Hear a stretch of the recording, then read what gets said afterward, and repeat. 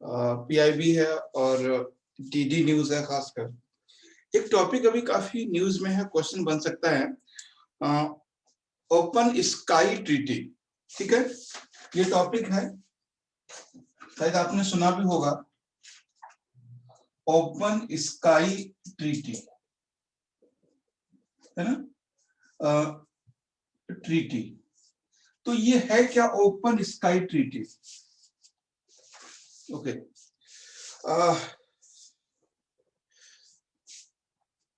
सौरभ, कुछ लोग अभी भी आ रहे हैं, बस थोड़ा सा वेट कर लेते हैं, इसलिए एकनाथ, सौरभ,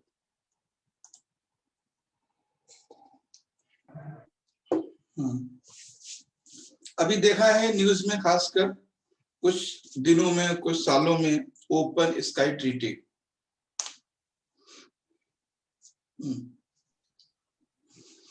देखिए, that is a international treaty.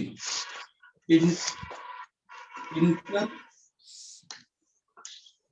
एक नाथ आवाज अपनी बंद रखिए। इंटर, हाँ, इंटरनेशनल ट्रीटी।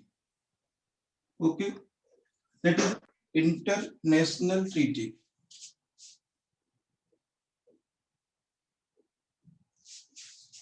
अभी देखिए है क्या, ये थोड़ा शॉर्ट में समझा देते हैं आपको क्या ये।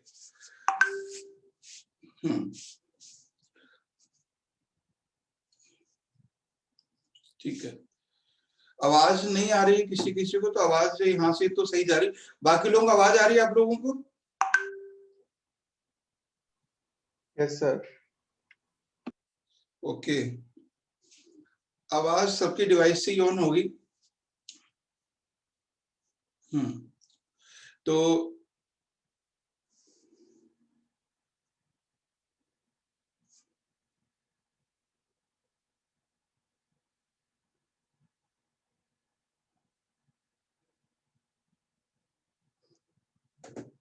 खैर बात करते हैं इसकी। ये ट्रीटी है जो 1955 में हुई थी, और इसमें जो कंट्री है नाउ 34 कंट्री, 34 इसमें मेंबर है। ठीक है, 34 इसमें मेंबर है। बस इतना जान लेना है कि इसका इंडिया मेंबर नहीं है। ठीक है, इंडिया इसका मेंबर नहीं है। अभी ये न्यूज में क्यों, इसको समझ लीजिए। ओके, ये न्यूज में क्यों है? Open sky treaty was found in 1955 with the 34 member. Okay, establishment of this treaty, step taken by the US president in 1955. अब पर्पस क्या था वो हम समझ लेते हैं। इसका पर्पस ये था to control, create condition of the third world war या कोल्ड वर्ल्ड वॉर, यानी कोल्ड वर्ल्ड वॉर की सिचुएशन को कैसे कंट्रोल करना था। तो tension during the cold war, यानी मेन पर्पस ये था कि जो कोल्ड वॉर था उसके समय जो आपस में कंट्री की टेंशन थी उसको कैसे कंट्रोल किया जाए, यानी how to control tension in the during cold war. Clear? What is the purpose of this treaty? सबसे पहली बात है, open sky treaty was established by the US president in 1955। Objective of this treaty, इस treaty के उद्देश्य क्या है? इस ट्रीटी के उद्देश्य हैं शीत युद्ध के समय होने वाली टेंशन को या होने वाली मतभेद को कैसे कम किया जाए। शीत युद्ध समझते हैं आप लोग, है ना? आफ्टर 1947 या 1950, यानी 50s, 40s to 60s, 20 year, that was period of the cold war. यानी 1940 से लेकर 1960 तक का जो पीरियड है वो शीत युद्ध का पीरियड है। आई थिंक समझ में आ गया होगा। ये एक अंतरराष्ट्रीय संधि है। कब हुई है? 1955 में। कितने मेंबर हैं? 34, और इंडिया इसका मेंबर नहीं है। है ना, who established this treaty या step taken by the US president in 1955। सीधा क्वेश्चन बनेगा कि what is the objective of this treaty. तो ऑब्जेक्टिव ये है कि कोल्ड वॉर के समय यानी शीत युद्ध के समय देशों के मध्य होने वाले मतभेदों को कैसे रिड्यूस किया जाए, reduce the tension during cold war. Altaf clear? Eknath, मित्रजन? Yes sir. हाँ, सीधा क्वेश्चन बनेगा। कब बना है? 1955 में। How many member? 34। India is not the member of this group. Purpose क्या था? Reduce tension among the countries during the cold war. Cold war के समय जो टेंशन हो रही थी उसको कम करना था। ठीक है, अभी ये तो हो गया छोटा सा कि what is treaty, when was established, who is the founder, who is the member, what is the objective. अभी समझना है what is in the news. नवंबर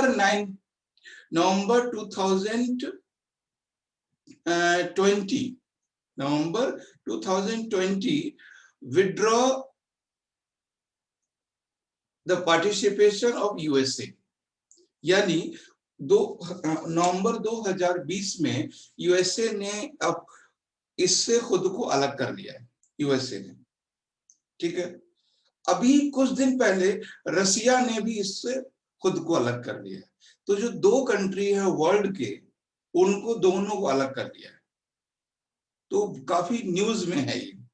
और बाकी जो यूरोपियन कंट्री हैं वो चाहते हैं कि चाइना को इसके अंडर में लाया जाए। तो आप समझ रहे हो, दो सुपर पावर हैं, यूएसए और रशिया, यानी रशिया कह सकते हैं, चाइना कह सकते हैं। दोनों पावर इस ट्रीटी में नहीं है। जबकि सबसे बड़ी बात है, यूएसए ने इसको फाउंड किया, एस्टेब्लिश किया, but he is not the member of this treaty. खुद को उसने अलग कर लिया। एक बात मैं बता दूंगा आपको कि treaty and agreement, there is basic difference. Agreement may be between two country among 3 and 4 country। जो एग्रीमेंट है, ध्यान समझिएगा कि एग्रीमेंट और ट्रीटी में क्या संबंध है। एग्रीमेंट में 2 या 3 देश हो सकते हैं, बट ट्रीटी में 3, 4, 5 यानी 100 देश तक हो सकते हैं। और एग्रीमेंट कोई बाउंड नहीं होता है, बट ट्रीटी बाउंड होती है। अब सिर्फ इतना समझिए कि what is the open sky treaty, international treaty found 1955, member 34, India is not the member, what is the objective। तो ऑब्जेक्टिव आपको समझ में आ गए कि ऑब्जेक्टिव क्या था। Okay, objectives. अब सीधा सीधा हम बात करते हैं व्हाई विथड्रॉ या why back USA and Russia. अब यूएसए की बात समझते हैं। अब देखो इस ट्रीटी में होता क्या, अगर if we are member of this treaty, what will we profit? मान लीजिए यूएसए है, रशिया है, और मान लीजिए इटली है।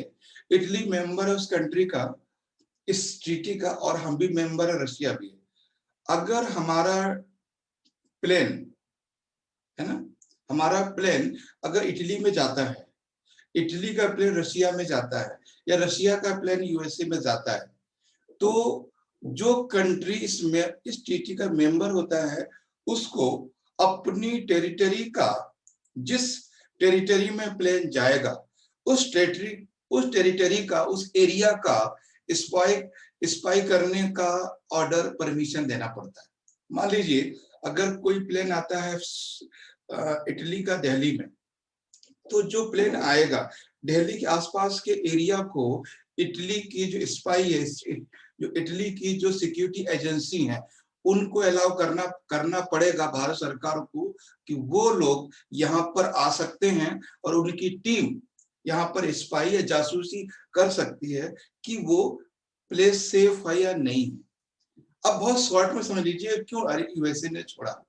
यूएसए ने इसलिए छोड़ा यूएसए कह रहा था कि रशिया क्या क्लास से स्टार्ट हुआ है सर।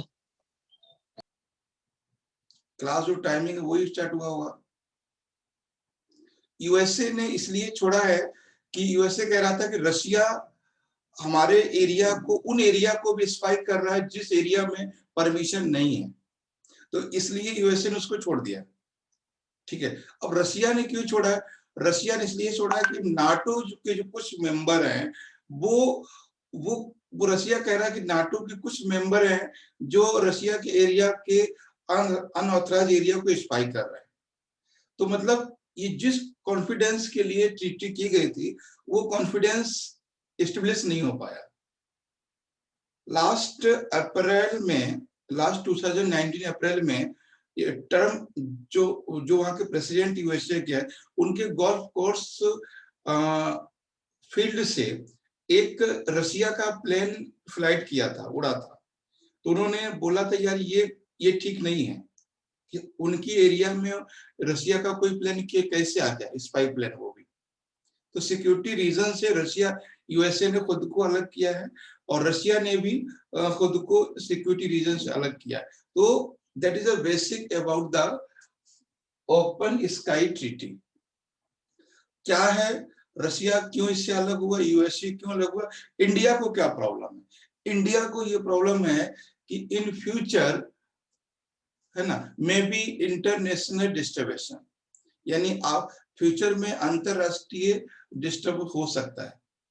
तो इससे क्या एक सिक्योरिटी बाउंड थी हम लोगों में। अगर हमारा शिप जाएगा इटली में, रशिया में, यूएसए में, तो हम उस एरिया को स्पाई कर पाएंगे इंडिया का। अगर इंडिया आएगा कोई भी प्लेन किसी कंट्री का, अगर मेंबर है तो हमारे एरिया को लोग स्पाई कर पाएंगे, यानी जासूसी कर पाएंगे। तो अब ऐसा नहीं है। ठीक है, तो ये था, आई थिंक समझ में आ गया होगा। ऑब्जेक्टिव क्या है?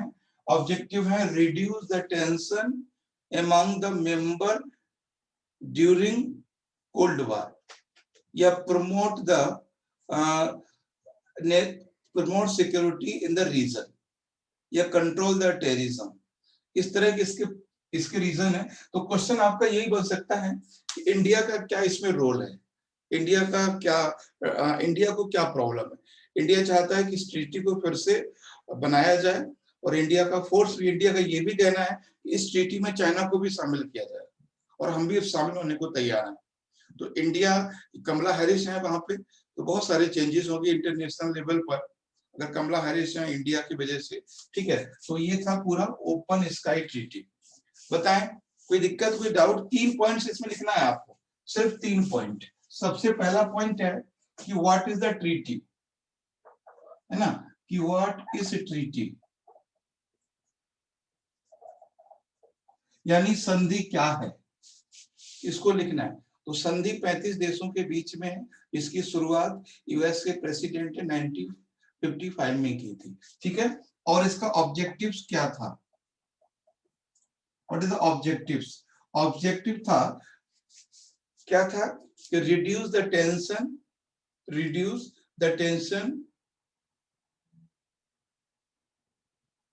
during Cold War. Okay, and second, what is the role of India? Why left USA? Why left Russia? Russia ने क्यों इसको लेफ्ट किया, और इंडिया का क्या रोल है? तो ये चीजें हैं। ठीक है, तो ये क्वेश्चन कुछ बन सकता है आगे फ्यूचर में आपसे। और यूपीएससी सिर्फ इतना ही तक पहुंच पाया, सिर्फ पूछेगा कि कौन, ये क्या है, किसके बारे में। तो open sky treaty and open sky agreement, वो था डिफरेंट थिंग। ठीक है, एग्रीमेंट हम 2 कंट्री के बीच में करते हैं, like India and USA, India and China, India and Japan, India and Britain, UK. तो दैट इज एग्रीमेंट। ट्रीटी में कई सारे लोग शामिल होते हैं। ठीक है, तो ये था आपका ओपन स्काई ट्रीटी। हिंदी भी यही है, फोकस रखना है आपको पर्पस पर, ऑब्जेक्टिव्स पर। क्वेश्चन यहीं से बनेगा। And about India, India is not member of this treaty, what he want. Okay, next topic है आपका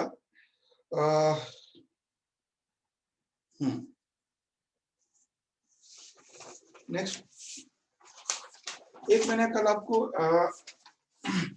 परीक्षा पे चर्चा,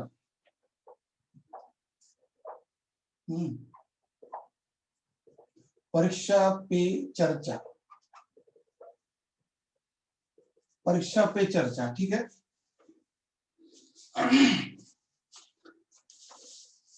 ये मोदी जी के आने से बहुत चीजों पे चर्चा होने लगा है।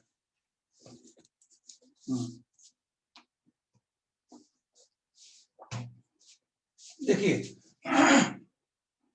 परीक्षा पे चर्चा, अगर इसको एक लाइन में देखा जाए तो क्या है, with in one sentence, one word,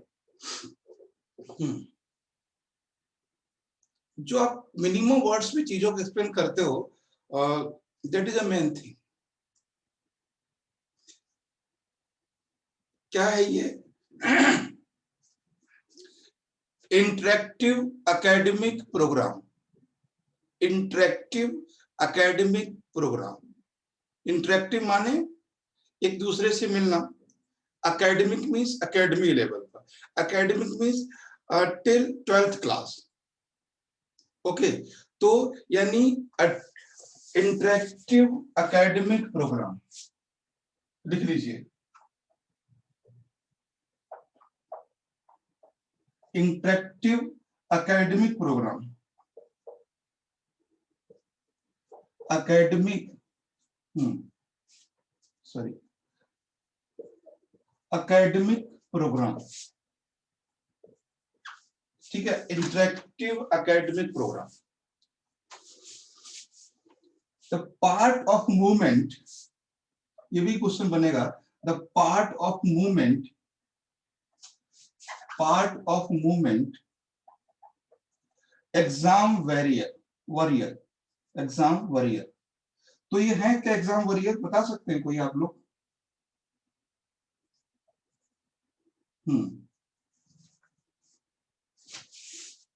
The part of exam movement of the exam warrior, that is lead by Prime Minister of India, ठीक है, Prime Minister of India। अब मेरी बात समझिए यहाँ पे, ठीक, तो सीधे पूछेगा परीक्षा पे चर्चा, what is this? That is a interactive academic program, interactive academic program, यानी एकेडमिक स्तर पर, यानी विद्यालयी शिक्षा स्तर पर वाद संवाद। मुझे लगता है इसकी यही हिंदी बेहतर हो सकती है ना, विद्यालयी स्तर पर वाद संवाद। क्या है ये? That is a part of the movement exam warrior lead by prime minister of India. Bharat के प्रधानमंत्री ने मूवमेंट शुरू किया, उसका ये पार्ट है, ठीक है। और that is a 4th addition, है ना, 4th एडिशन है ये 4था एडिशन है। और हु कैन पार्टिसिपेट, कौन कर सकता है इसमें पार्टिसिपेट, बता सकते हैं? Students, parents, teachers. ओके, हाँ, the participants may be, that is main point, 9th class to, okay, 9th class to 12th class only, that may be question in your exam।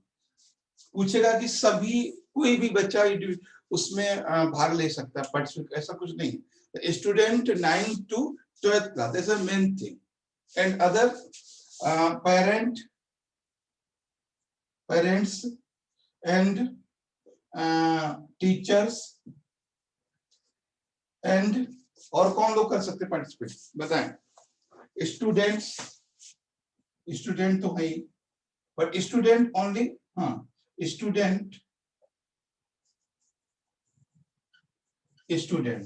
तो समझ गए कि पूछ, दैट क्वेश्चन में भी the first edition, first नहीं है, 4th है। हु कैन पार्टिसिपेट पूछेगा, all student, all school student, तो सभी स्कूल स्टूडेंट नहीं है, तो 9 to 12 क्लास स्टूडेंट। तो क्वेश्चन में भी only science stream student, question कुछ भी हो सकता है आपको डाइवर्ट करने के लिए। तो सारे स्टूडेंट हैं जो 9 to 12 क्लास के, उनके लिए है। उसमें 3 लोग पार्टिसिपेट कर सकते हैं, पेरेंट्स, टीचर्स एंड गार्जियन। और सबसे इंपॉर्टेंट चीज है कि ये किसने होस्ट किया है, ठीक है। तो लिखिए होस्ट है माई गोव इनिशिएटिव प्लेटफॉर्म, माई गोव इनिशिएटिव प्लेटफॉर्म, हाँ, innovative platform, innovative platform, innovative platform, ठीक है। That is a platform, that is a part of NITI Aayog. ये बात ध्यान रखना, नीति आयोग, नीति आयोग का पार्ट है। कभी ये क्वेश्चन बन सकता है आपसे, नीति आयोग का, नीति आयोग इनिशिएटिव, तो कभी आपसे क्वेश्चन ये भी बन सकता है। तो आई थिंक समझ में आ गया कि परीक्षा पे देखो किसी भी चीज को एक लाइन में बोलना बहुत जरूरी है। If you discuss as a interactive academic, academic में सारा कुछ आ गया, यानी इतना तो पता है कि 12th क्लास तक के बच्चों की बात हो रही है ना, एकेडमिक लेवल पे। और ये भी क्वेश्चन बन सकता है, who lead movement exam warriors. तो एग्जाम वॉरियर कौन लीड कर रहा है? पीएम, हमारे पीएम लीड कर रहे हैं। Finally what is the objective of this program? Yes, बता सकते हैं कोई? What is the objective of this programme?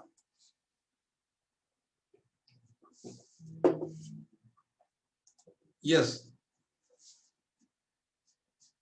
तो सिंपल सी बात है यार, हम बच्चों को क्यों सपोर्ट करते हैं? मान लीजिए किसी बच्चे का एग्जाम हो रहा है ना, अभी 12th के 10th के बच्चों के एग्जाम शुरू हो रहे हैं, तो हम लोग क्यों उनसे बात करते हैं?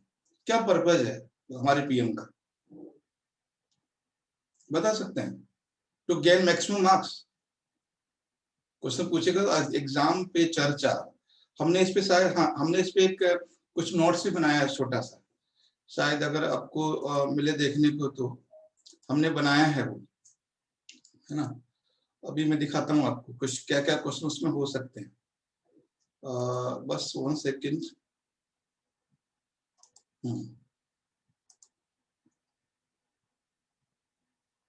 देखिए क्वेश्चन क्या है, आपको इसको इस तरह से समझना है जैसे यूपीएससी बन सकता है। जैसे ये है, शायद बहुत क्लियर नहीं है, फिर भी देख सकते हैं। ये है ना, what is Pariksha Pe Charcha, second who can participate, importance of the event and mains question क्या बन सकता है उसको देखिए। मेंस क्वेश्चन यहां से है इसका, डिस्कस द सिग्निफिकेंस ऑफ परीक्षा पे चर्चा, and second government of India and youth, and interview question, what do you think about परीक्षा पे चर्चा, यानी परीक्षा पे चर्चा के बारे में आप क्या सोचते हैं। डू यू एग्री, थोड़ा यू में मिस्टेक हुआ टाइपिंग में, do you agree Pariksha Pe Charcha step taken by prime minister of India is may be useful for the student. Okay, and prelims exam question बन सकता है, which statement is are correct या incorrect about the Pariksha Pe चर्चा। तो अब इसमें देखो आपको तीनों लेवल पे हमने बताने की कोशिश की है। तो सीधा क्वेश्चन बनेगा, do you agree Pariksha Pe Charcha taken by prime minister of India is may be useful for student. You have to always say yes. कितना भी आप प्राइम मिनिस्टर में नाराज हो, उसे कोई लेना देना नहीं, क्योंकि ये हमारे सीधे भारत के प्राइम मिनिस्टर द्वारा होस्ट किया जा रहा है, उनके द्वारा स्टेप लिया जा रहा है। तो आपको निगेटिव तो कहना ही नहीं है, ये बात आप दिमाग में अच्छे से कहीं बैठा लीजिए। कितने भी बीजेपी विरोधी हैं उसे कोई फर्क नहीं पड़ता, आप यहाँ पर नेगेटिव नहीं बोलेंगे, ठीक है। तो ये सारी चीजें हैं, तो सीधी सी बात है, सीधा एक मेन पर्पस हमारे पीएम का ये है कि how to calm down the student या ऑफ द एग्जाम स्टूडेंट। जो लोग एग्जाम दे रहे हैं बच्चे, उनको कैसे शांत किया जाए और कैसे उनको कॉन्फिडेंस में लाया जाए। तो एग्जाम का जो डर है वो बच्चों में बहुत होता है, और ये उन्होंने देखा है, ठीक है, हर कोई समझता है। आई थिंक बहुत अच्छा स्टेप है ये, कोई गलत नहीं है। बस सिर्फ आपसे सजेशन लिए जा सकते हैं इंटरव्यू में, सजेशन लिए जा सकते हैं, क्योंकि you will be the part of the administration. Suggestion इस तरह से हो सकते हैं, how that event may be more useful, कैसे और ज्यादा इसको यूजफुल बनाया जा सकता है। तो सीधे आप बोलोगे कि इसमें मैक्सिमम टू मैक्सिमम स्टूडेंट को इंटरेक्ट करना है, यानी उनको पार्टिसिपेट के लिए कनेक्ट करना है, और ज्यादा से ज्यादा हमारे जो पीएम हैं बच्चों से ज्यादा बात कर सके, जितने ज्यादा बच्चे जुड़ सके, ये अच्छा है। यानी इस परीक्षा पे चर्चा को ज्यादा से ज्यादा लोगों तक, बच्चों तक पहुंचाया जा सके। ठीक है, ये चीज है।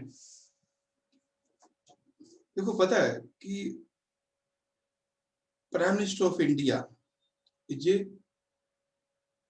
टॉप मोस्ट पोस्ट, है ना। बहुत सिंपल है उस बॉडी के बारे में कुछ भी कहना, लेकिन जब एक बच्चा उस प्रोसेस से गुजरता है उन तक पहुंचने के लिए, मेरी बात समझना, जब उस प्रोसेस से गुजरता है, ये बहुत मोटिवेटिव होता है, बहुत ज्यादा। मतलब एक इतना इंस्पायर करता है किसी बच्चे को कि जिस प्रोसेस से वो गुजरता है पीएम तक पहुंचने के लिए, और यही सबसे बड़ा लाइफ का अचीवमेंट होता है। वो देखता है कि उसके यहाँ जो भी उसे गाड़ी लेने आई है, उस गाड़ी के पीछे 4 गाड़ियां और चल रही हैं, 2 गाड़ी आगे है, 3 गाड़ी पीछे है ना। वहां के जिलाधिकारी उससे बात कर रहे हैं, वहां के डीआईजी उससे बात कर रहे हैं, उस स्टेट के डीजीपी उससे मिल रहे हैं, उस बच्चे से जो पीएम से मिलने जा रहा है। तो जो मिलने का जो प्रोसेस है, ये बच्चे के लिए बहुत ज्यादा इंस्पायर करता है, पीएम जैसा भी हो।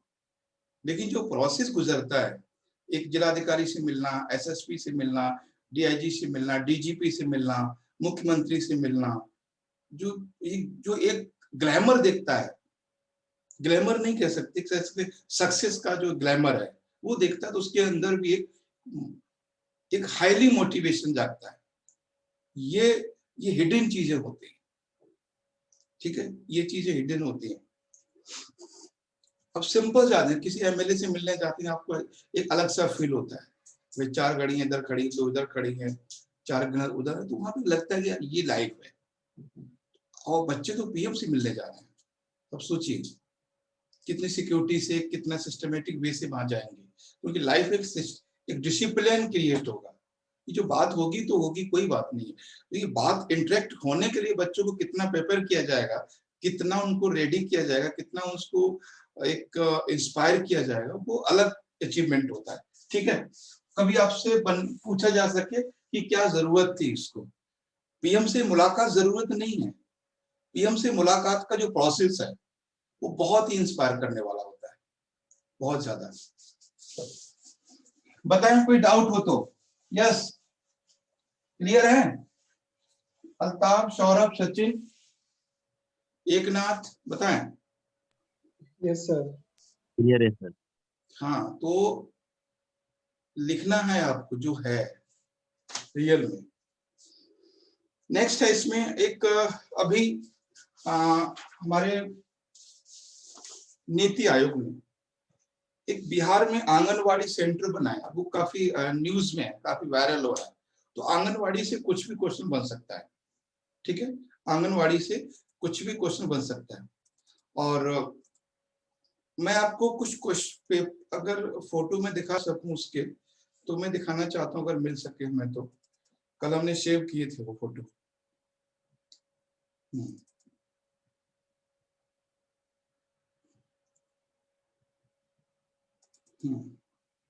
ठीक, अभी मैं देखिए, हाँ अभी स्क्रीन पे लेके आता हूँ। और ये जो फोटो है काफी इंस्पायर करने वाले होंगे आपको, बहुत कुछ। और ये फोटो जो भी आप देखते हैं, मैंने आपको बोला है कि ये ट्विटर से जाइए या पीआईबी से सीधे लीजिए। और देखिए जैसे ये फोटो है, आप समझ सकते हैं इसको, इसका क्या इंपॉर्टेंस है इस फोटो का। देखिए यहाँ पे समझिए, ये परीक्षा पे चर्चा का है, इसमें वो सारी चीजें हैं जो आपको जरूरत है। तो हमने क्या डिस्कस किया यहाँ पे, ये आपको मिल जाएगा, मैं आपको दे दूंगा पीडीएफ फाइल में। आप देखिए, हमने कहा कि कौन इसको होस्ट कर रहा है, इनोवेट इंडिया माई गॉव, ठीक है, ये कर रहा है, ये क्वेश्चन बन सकता है। ओके, सेकेंड चीज, किसके अंडर में काम कर रहा है, मिनिस्ट्री, हाँ, मिनिस्ट्री ऑफ एजुकेशन, यानी मिनिस्ट्री ऑफ एजुकेशन के अंडर में काम कर रहा है, ठीक है, मिनिस्ट्री ऑफ एजुकेशन। उसके बाद अब बहुत सारी चीजें यहाँ पे समझ सकते हैं कि हाँ, participate and get and the opportunity to interact with the honourable prime minister Shri Narendra Modi. तो इसमें पार्टिसिपेट है, पार्टिसिपेशन है, एंड गेट इंटरेक्ट, ये जो वर्ड है इंटरेक्ट मतलब उनसे बात करने का एक मौका है। तो बहुत सारी चीजें इस फोटो को देख के, हो सकता है इस आदमी शक्ल देख के कोई गुस्सा आ जाए किसी को, नहीं, आपको अच्छा सोचते तो भी ठीक है, कोई मतलब नहीं है, लेकिन आप इन चीजों को देखना जहां से क्वेश्चन बनेंगे, यहाँ से बनेंगे किस मिनिस्ट्री में है, ये साइंस एंड टेक में है या किसने शुरू किया है। और इसको भी आप देख के समझ सकते हैं, कोई इसमें ऐसा बच्चा नहीं है जो डिग्री कॉलेज का हो, है ना। तो एकेडमिक का मतलब ये बच्चे सारे बच्चे 9, 10, 12 क्लास के लग रहे हैं आपको। तो जो फोटो बनाया जाता है उसमें बहुत कुछ होता है, ठीक है। और उसके बाद हाँ, ये मैं आपको बता रहा था, आंगनवाड़ी सेंटर बनाए गए हैं दिल्ली में, सॉरी बिहार में। तो ये मैंने फोटो ली, मैं शायद आपको दिखाऊंगा, इसको समझिएगा। बहुत सारी चीजें हैं इसमें कि what is the purpose of anganwadi.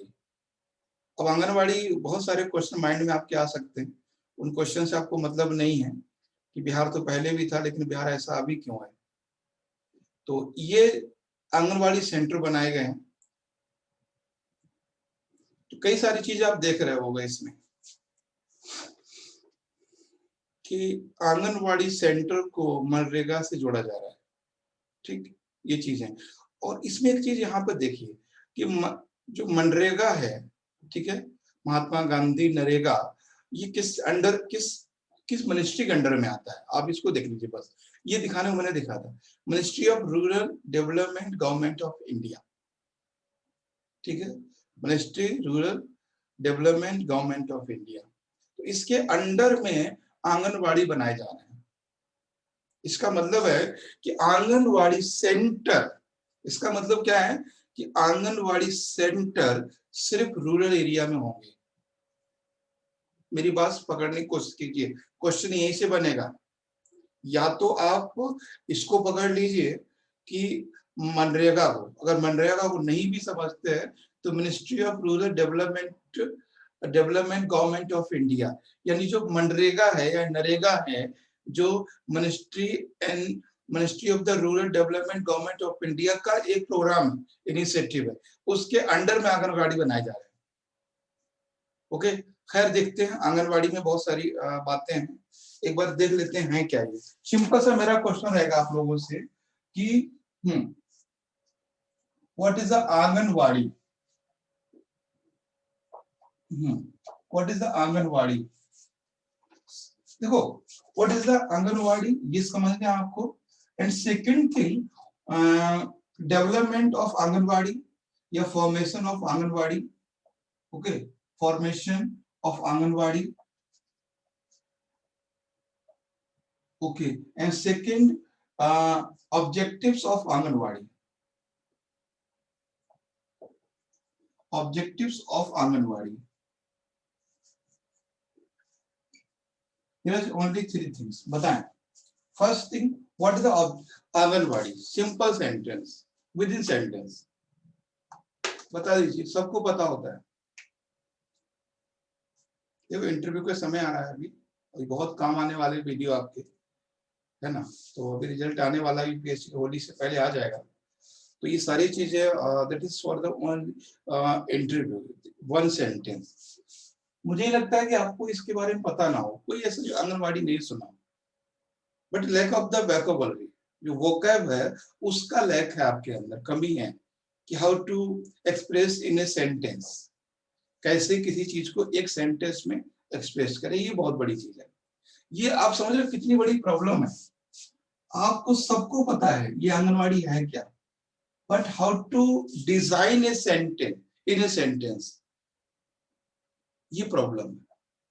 और ये प्रॉब्लम आपके लिए मेंस में रहेगी, और यही प्रॉब्लम आपके लिए इंटरव्यू में भी रहेगी कि कैसे सेंटेंस में डिजाइन करें। कोई ऐसा है जिसको ये ना पता हो? कोई नहीं होगा, सबको पता होगा, बट इसको एक सेंटेंस बनाना मुश्किल हो रहा है। क्योंकि उस सेंटेंस से क्वेश्चन आएगा प्रीलिम्स का, है ना।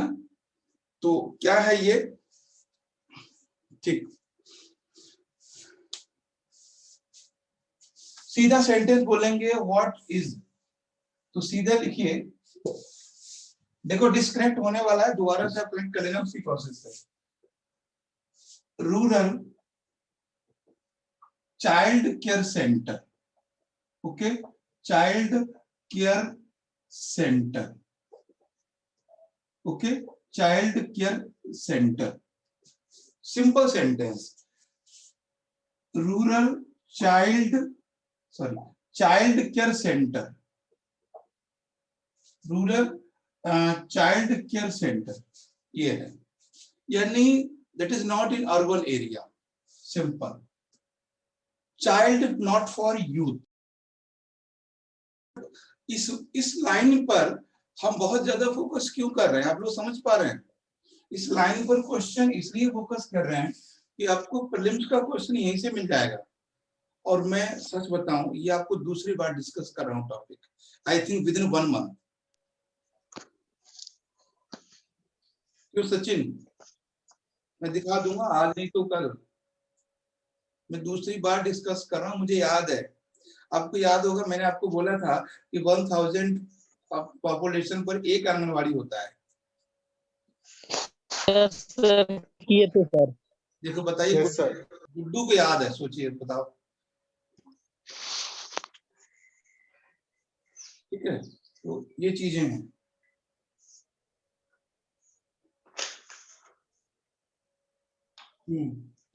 ठीक है। तो अब सिंपल समझिए कि आई थिंक समझ में आ गया होगा आपको, ये पहली बार बनाए गए थे 1975 में, that was a part of, इसका पार्ट था, ये पार्ट थे ICDS, that is a part of ICDS। देखो इसकी फुल फॉर्म लिख लीजिए, बहुत इंपॉर्टेंट है ये कार्यक्रम। 9, आवाज बंद कर लो यार सब लोग, ये कार्यक्रम, इसके चार फुल फॉर्म लिख लीजिए, इंटीग्रेट, फिर हम बताते हैं, आवाज बंद कर लीजिए इसकी, ICDS, ठीक है, इंटीग्रेटेड, ओके, इंटीग्रेटेड यानी समन्वित, ध्यान समझिएगा, इंटीग्रेटेड मीन समन्वित, child development service, okay, child development service, हाँ, चाइल्ड डेवलपमेंट सर्विस, यानी समन्वित बाल विकास सेवा, समन्वित बाल विकास सेवा, ये शुरू किया गया था 1975 में, 1975। In this service, the main objective is child development. What is the main feature of child development? Main feature of child development is, अच्छा बच्चे के लिए सिर्फ 2 काम बताना हो, मतलब 2 काम बहुत जरूरी है बच्चे के लिए, तो क्या बताओगे आप? 2 ऐसे काम, बच्चे सब घर में होंगे है ना, नहीं तो पड़ोसी के तो होगा ही होगा। Sir, nutrition education. Yes, nutrition and pre education. अब उसको आज में एडमिशन थोड़ी कराएंगे 10th में जाके, प्री एजुकेशन, ओके, ये है, ये समझना बहुत जरूरी है। What was the objective of this service, लिख लीजिए, प्री एजुकेशन। प्री एजुकेशन मतलब होता है जैसे बच्चों को कलर को बताना कि ब्लैक है, रेड है, कैसा है, कुछ फ्रूट्स के नाम बताना, कुछ लोकेशंस बताना। अब उसको प्लांट एक्टिविटी थोड़ी बताएंगे बच्चे को, 3 साल के को, है ना, सब्जियों के नाम बताएंगे उसको, फ्रूट्स के नाम बताएंगे, एनिमल्स के नाम बताएंगे, थोड़ा बहुत डिसिप्लिन सिखाएंगे, है ना, that is a part of pre education, ठीक है। तो लिख लीजिए क्या था purpose, pre education and nutrients, यानी न्यूट्रिएंट्स, यानी मेल न्यूट्रिएंट्स यानी कुपोषण से कैसे रोका जाए। तो आप लिख लीजिए इसके। ठीक है, तो ये था इसका, ये पार्ट था इंटीग्रेटेड चाइल्ड। देखो इंटीग्रेटेड का मतलब समझिए आप। अच्छा बता सकते हो कोई इंटीग्रेटेड का मतलब? यस बताओ, सचिन, अफरोज, अल्ताफ।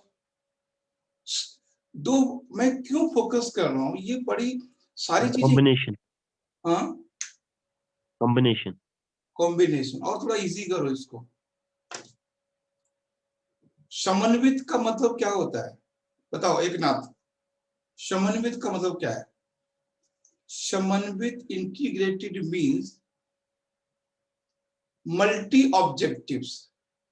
हम इसमें एजुकेशन की बात कर रहे हैं, है ना, हम इसमें उनके पोषण की बात कर रहे हैं, हम उनसे उनके जो हेल्थ केयर की बात कर रहे हैं। तो यानी इंटीग्रेटेड मींस कई चीजों को साथ में लेके। कॉम्बिनेशन बोला वो भी ठीक है, लेकिन कॉम्बिनेशन वर्ड थोड़ा सा ज्योग्राफिकल या और कुछ हो जाता है। इंटीग्रेटेड मींस मल्टी ऑब्जेक्टिव्स, यानी कई सारे पर्पस को मिला के है।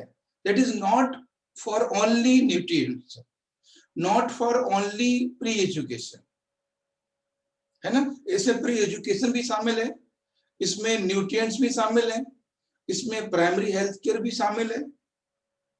ठीक है, ये सारी चीजें शामिल हैं। तो अगर क्या होता है ना, हम लोग क्या करते थे कि पहले इन चीजों को रटने की कोशिश करते थे।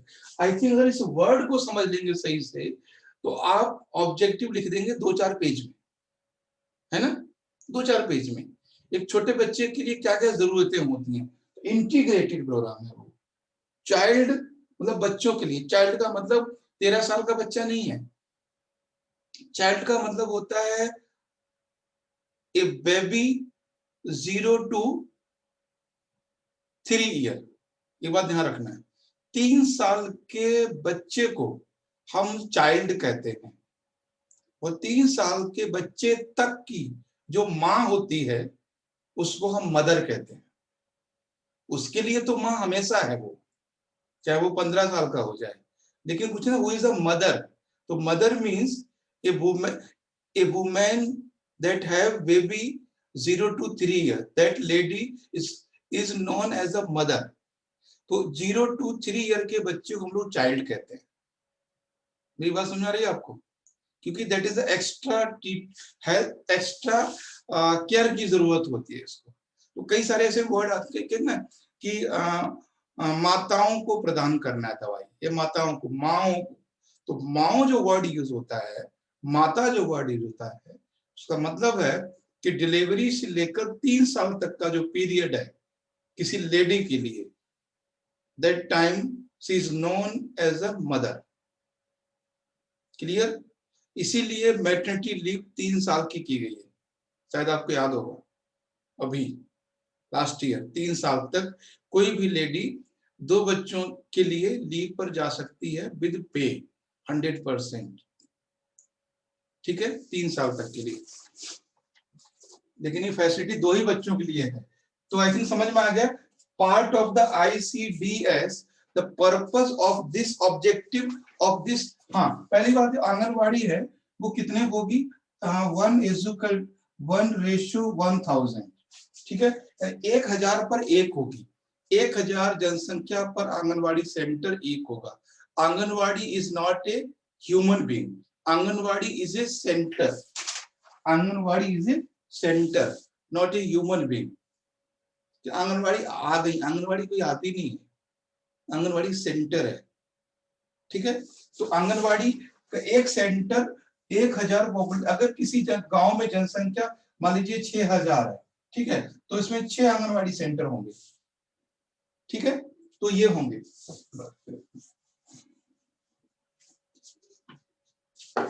क्वेश्चन बनेगा कि प्रीलिम्स में आपका, there will be only one a anganwadi centre every village, only one. ये सेंटेंस गलत होगा। पूछेगा हर गांव में केवल एक आंगनवाड़ी केंद्र होगा, वो गलत हो जाएगा, है ना।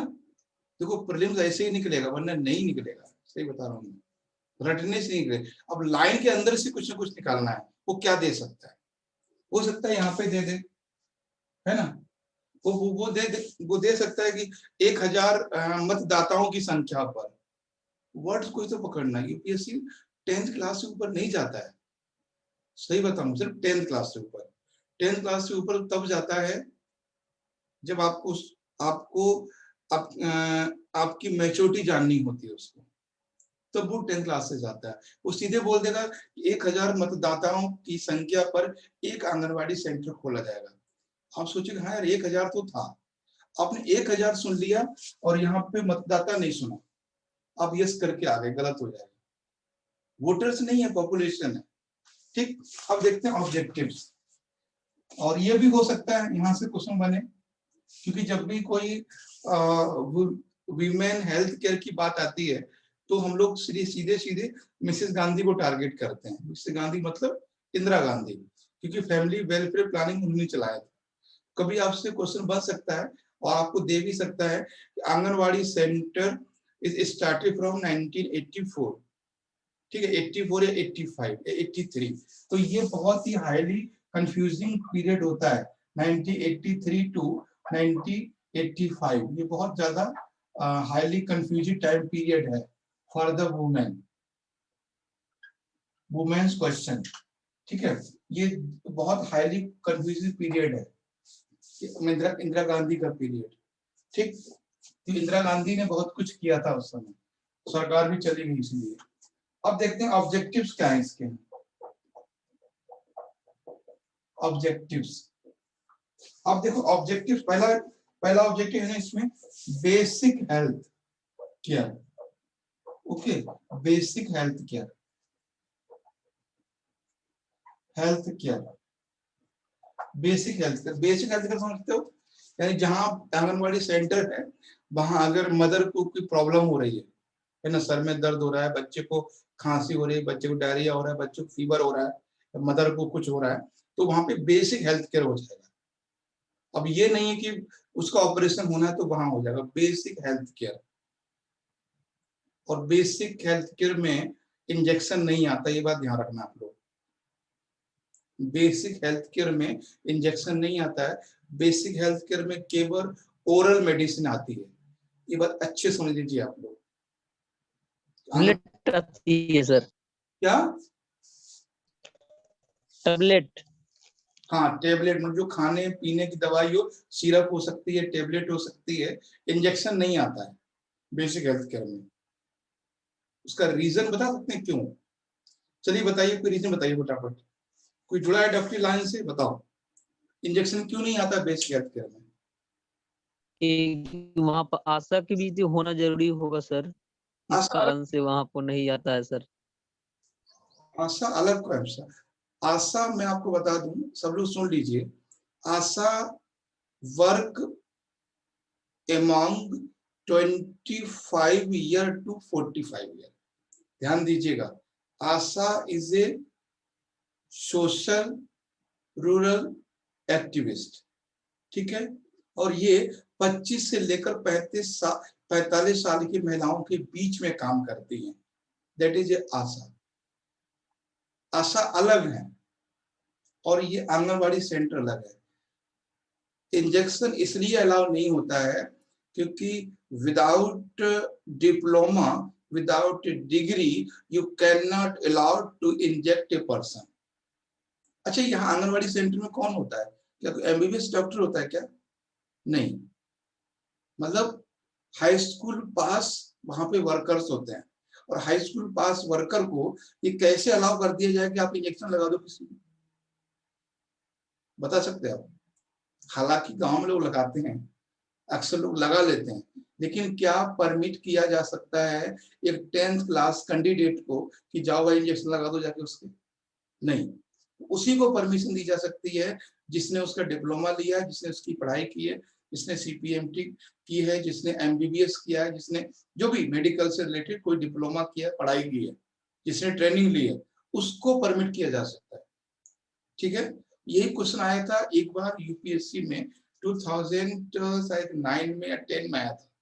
उन्होंने पूछा था कि आशा वर्कर इंजेक्शन लगा सकती है, हाई स्कूल की उनकी क्वालिफिकेशन है, एक हाई स्कूल पास कैंडिडेट कैसे लगा सकता है इंजेक्शन, है ना? नहीं लगा सकता। वो केवल एडवाइस दे सकती है, वो केवल खाने के बारे में बता सकती है। कोई प्रेग्नेंट लेडी है उसको बता सकती है ये डाइट लो, ये ना लो। बच्चों को बता सकती है माँ को कि इनको ये खाना दो, है ना? या आयरन की टेबलेट या गर्भ निरोधक कॉन्ट्रासेप्टिव, ये सारी चीजें सप्लाई कर सकती है, उनकी काउंसलिंग कर सकती है। अब ये नहीं है कि जाके उनका ऑपरेशन कर देंगे, ये गलत है। ठीक है।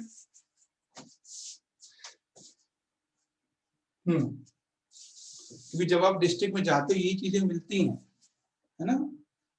आशाओं ने अपना क्लिनिक खोल रखा है जबकि वो अवैध है, और यहाँ पढ़ के जाओगे आशा तो डॉक्टर होती है, तो वहां पर रेस्ट नहीं करोगे उनको, आप फंस जाओगे, लोग ही चली जाएगी आपकी। आंगनबाड़ी में पता चला हॉस्पिटल चल रहा है, डॉक्टर सब बैठे हुए हैं, लाइन लगी है मरीजों की, नहीं वो सब नहीं है। ठीक है। नेक्स्ट लिखिए इसमें, हाँ,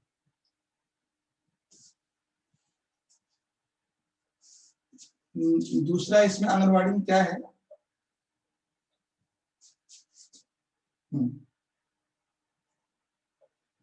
कॉन्ट्रासेप्टिव्स एंड हाँ काउंसलिंग, हाँ सप्लाई एंड काउंसलिंग,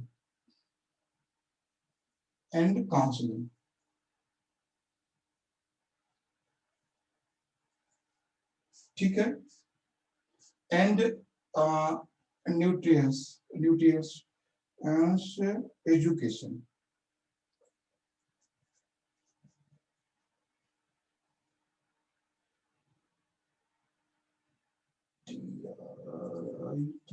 हाँ एजुकेशन। ठीक है, तो ये है, तीन चीजें हैं, बेसिक हेल्थ केयर, है ना, कॉन्ट्रासेप्टिव सप्लाईज यानी गर्भ निरोधक सप्लाई करना, और न्यूट्रिएंट एजुकेशन, तीन काम है इसके। ठीक है, तो आई थिंक ये न्यूट्रिशन के बाद क्या लिखे हैं? एजुकेशन, शिक्षा, यानी पोषण शिक्षा, माँ को क्या खाना चाहिए, बच्चों को क्या खिलाना चाहिए, वो ये आंगनवाड़ी सेंटर में सारी एडवाइस मिलती है। ठीक, तो ये चीजें हैं। तो हम लोग अभी टॉपिक को, क्लास को यही रोक देते हैं, 8 बज गए और टॉपिक थोड़े डिस्क्रिप्टिव ज्यादा हुए, कम हो पाए। इतने टॉपिक में 3 टॉपिक मेन हुए आज। कोई डाउट हो तो बता दीजिए, इसको लिखना एक बार विस्तार से। ये क्वेश्चन प्रीलिम्स के लिए भी इम्पोर्टेंट है, मेंस के लिए भी इम्पोर्टेंट है। मैंने आपको ये फॉर्मेट दिया है एक, ठीक है, ये फॉर्मेट दिया है, और कुछ आप इसी तरह से फॉर्मेट करने के, अच्छा वो शायद इधर उधर हो गया कहीं, है ना? जो मैंने आपको पिक्चर दिया था, वो जो यूपीएससी कार्ड वाला दिया था ना, वैसा वाला, तो वो आपको उस पे आपको काम करना है कुछ उसी तरह से। आप उनके क्वेश्चन की आंसर भी लिख सकते हो कि डू यू एग्री कि that event may be useful for a student, तो कुछ आप उनको एडवाइस भी दे सकते हो। तो इस तरह से समझना है। ठीक है, हाँ बताएं। सर बोले हैं कि ऑब्जेक्टिव में सर जो बेसिक के हेल्थ केयर के बाद दूसरा का ऑब्जेक्टिव जो लिखे है कंज्यूमर सर सप्लाई काउंसलिंग है सर का, यही एक डाउट है sir. Contraceptive counselling, contraceptive supply यानी गर्भ निरोधक टेबलेट्स भी होती हैं और कॉन्डोम भी होते हैं, उनकी काउंसलिंग करना और उनकी सप्लाई करना यहाँ पे होता है। ठीक है, सीधे हिंदी में लिख सकते हैं यहाँ पे गर्भ निरोधक, और ये दोनों तरह के होते हैं। गर्भ निरोधक जो हैं वो 3 तरह के होते हैं, ठीक है, 3 टाइप के।